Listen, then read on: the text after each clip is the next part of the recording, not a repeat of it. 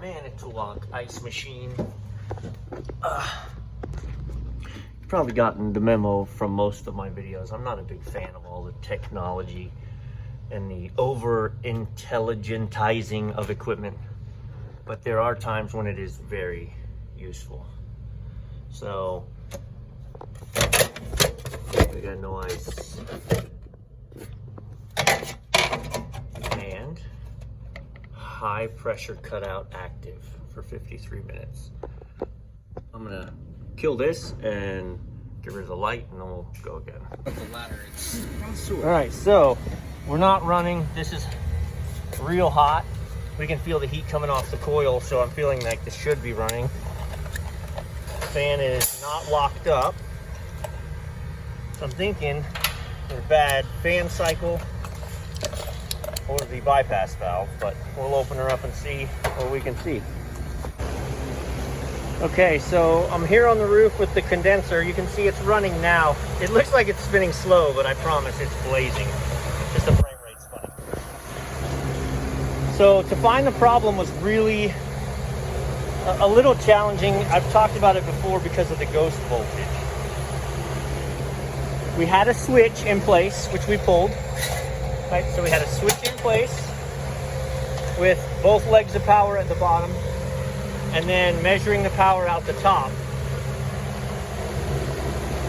The easiest way to explain it, this is a fan cycle control. It cuts one leg of power and it doesn't turn on the fan or send the other leg of power until the pressure is a certain pressure inside. So I made a little schematic. This will hopefully make it make more sense here. Okay, so this is the overview of our roof system. So we have our power coming up and it goes into the fan. And then it goes through the physical switch. And then the white leg of power runs straight to the fan. The black leg of power runs through my fan cycle control or my fan switch. And then it joins in to the other side of the fan. So what happens is you've got 120, 120. You flip the switch, this 120 ends up here and goes to the fan. Well,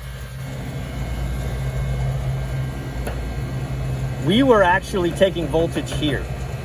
There was a wire nut here and we were taking voltage to ground from right here to verify in our world, in my thought process, that this 120 moves to here, runs through the fan switch, and then gets here. So when I put my meter lead here and another one on ground and I measured 120, I went, yeah, my fan switch is good. And then I started chasing squirrels because I was wrong. Because the reality is, when I measured 120 here to ground, it was this 120 running into the fan, through the coils of the fan and back and sitting here. If I would have disconnected this and measured here on the wire, which ultimately we did, we found there was no voltage. So I measured here, I got 120 volts because it was this 120 volts. Sitting here. When I measured just on the other side of the switch, no voltage, bad fan cycle control. So the guys who are here teching with me today, they just ran to the parts house to grab that fan cycle control. So you turn on the power actually comes up from the unit itself. So this is never hot. This is only given power by the actual ice machine downstairs when it calls for compression. So the compressor comes on, power gets sent to here. This is just a disconnect for us to turn this off as an additional safety while we're servicing. So the problem with changing this fan cycle control is it's torched in. Right, that's our unit. Right now it's bypassed. We're not using it at all, so we can make ice while we're gone. I have another unit that this has already happened on, and rather than recovering the unit, recovering the charge, torching it all in, we did this. There's service ports up here. So this is our fan cycle control. So it's tapped in here, and then its wiring is run into the box. And the one that's in there is completely bypassed. So this is the same unit, same failure.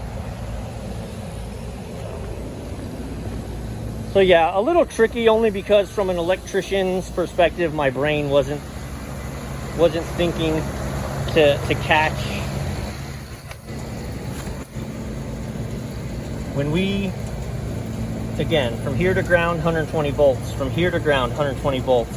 When I went from here to here, we got 0. And that's how I knew it was ghost voltage. With your meter, basically picture every line of power as an individual ID. So this is 120A, this is 120B.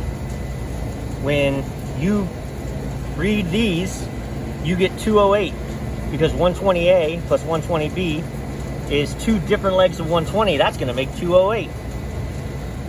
When I did this and got 0, it's because you had 120A running through the fan, parked right here. 120A, 120A, your meter is actually just measuring the distance between the two.